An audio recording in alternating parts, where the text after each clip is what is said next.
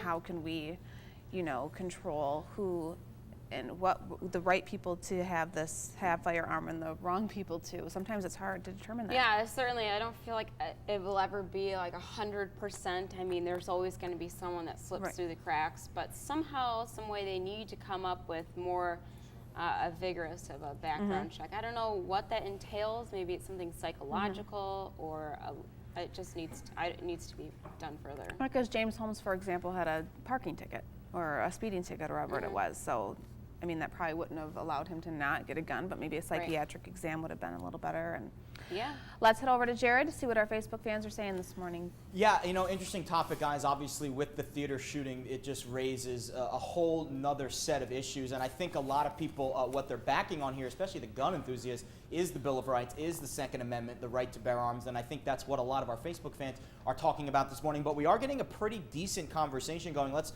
go to the monitor and check out our morning talker of the day. There's our website right there. Some good information there, including some links to the National Law Enforcement Partnership. I encourage you to check that out if you want some more information about this issue. Also, if you scroll down to the bottom, some interesting links about some of the specific stories done about the gun violence and how it's really going to shift to the forefront of the November election when we decide our president in a few months. And of course, this is going to be a big issue. Meanwhile, on our Facebook page, let's check it out. Greg, right off the top, yes, there should be reform. Yes, there should be more statutes in place. Maybe wanted a little more information there, not just the 3 ellipses. But look at James. No reform will work to stop a nut job like this in Colorado. What irritates me is when people use tragedy to push their anti-gun agenda. Even an all-out ban didn't work in Norway. And we've also got some more interesting comments. I'm going to save a couple of them for later because they do get a little bit more heated as the conversation grows. But I do want to read one more. Nope, guns are not the problem. People are, and that's Regina.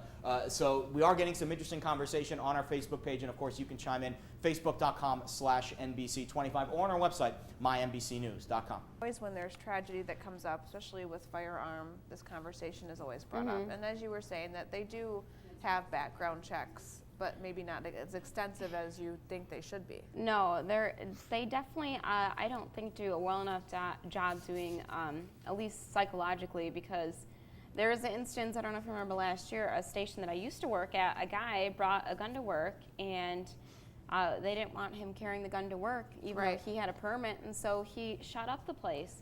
And I was expressing that it makes me nervous if people come to work with a gun. And, I had a lot of people email me and say, well, I'm safe, and I have a gun. I'm not against that.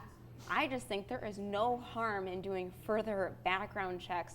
You need to see how stable they are in their mind. I mean, it's not in terms of like how many speeding tickets you have, or a lot of it comes down to how mentally stable you are. I agree with you.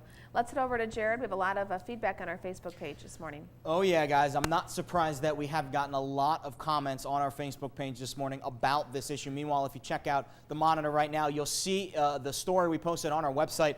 Some interesting information here, including a link to the National Law Enforcement Partnership. They are the ones that have been stirring up this this controversy over the last couple weeks, and some links at the bottom as well. Meanwhile, in November, we will be voting for a new president for our country, or maybe not a new president, maybe we'll have the incumbent, but I have a feeling, based on all these issues, that this gun control issue now is going to be pushed to the forefront, and you are going to see it featured in a lot of debates. Meanwhile, on our Facebook page, check out some of the comments. Look at the top. Denise, every time someone with a twisted mind does something like this, the discussions start about gun control. No, I don't think we need reform. And check out James. This is an interesting point here, and it brings about a very good topic. Every adult in Switzerland is required by law to own a gun, yet they have the lowest crime rates of any country in the world. Granted, it's probably one of the smallest countries in the world, but an interesting point there by James. Atina, continuing the conversation, you'd probably change your mind if your loved ones got shot and killed, and that certainly is an interesting point. Those who are affected by this might have a different view of it than those who maybe haven't been affected. And of course, Mike, why will criminals listen to a new law? They don't do the old one. So interesting stuff on our Facebook page, guys. I encourage you to go to our website, mynbcnews.com. Check out some of the links that we provided, and of course, you can log in to our Facebook page, facebook.com/NBC25, and weigh in with your thoughts, guys. All right, Jared, thanks a lot.